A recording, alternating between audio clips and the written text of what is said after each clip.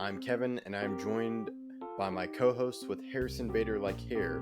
Yeah, it's a weird ordeal. Katie is just proving to be childish. Which is why I don't feel I would give $5 million to Jack Campbell. I don't know.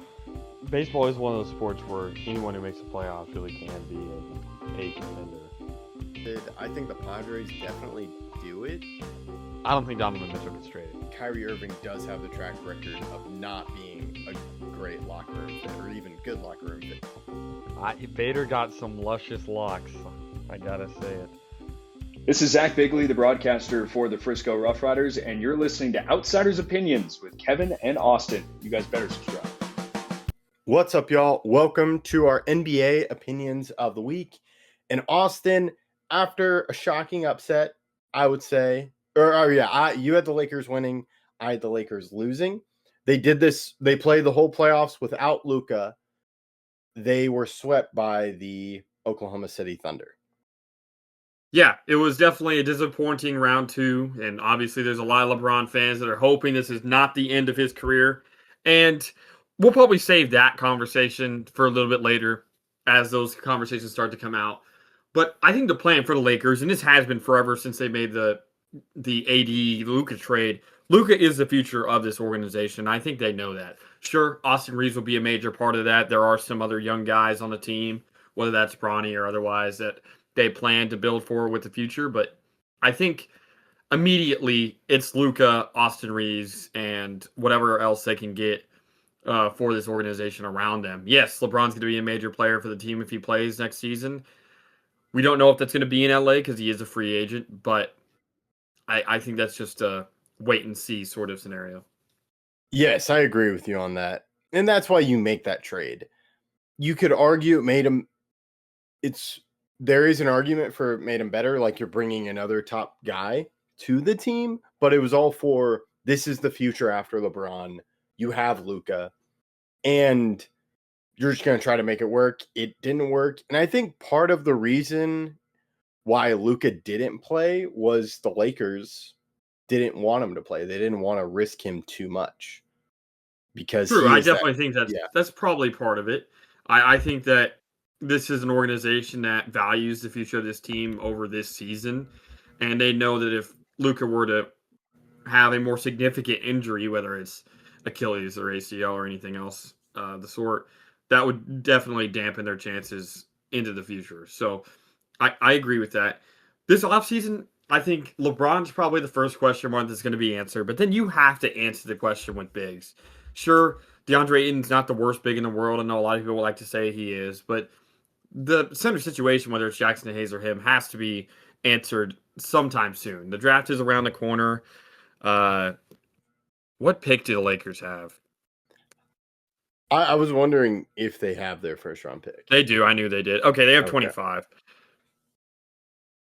So they have 25, and then they don't have their second round pick, but they do have their first at 25. So they're going to have a pick. And with that 25th pick, I think going a big man is probably the way they'll end up going. I think that's probably the right way for me to see it, whether that's a smaller guy like Ejiofor or a larger guy like Visar. Terrace Reed, I think, could also be a reasonable option. But I think going big is where I would go. I think that's the biggest concern. And to get a lob threat around either Luka or LeBron, or even Austin Reeves, I do think would be a beneficial move.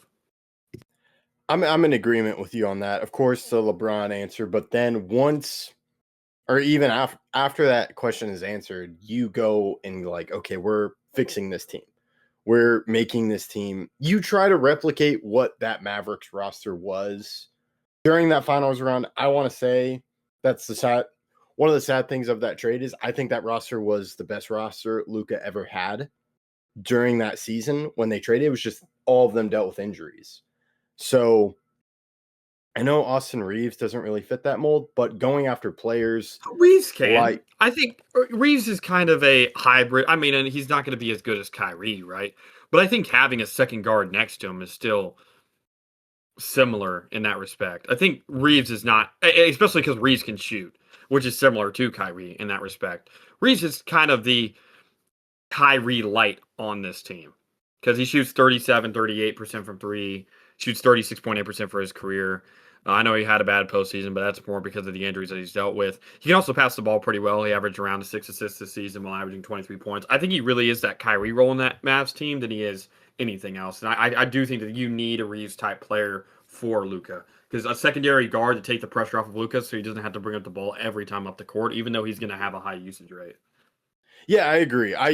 You absolutely keep Reeves. I know we've talked about him and he's very good.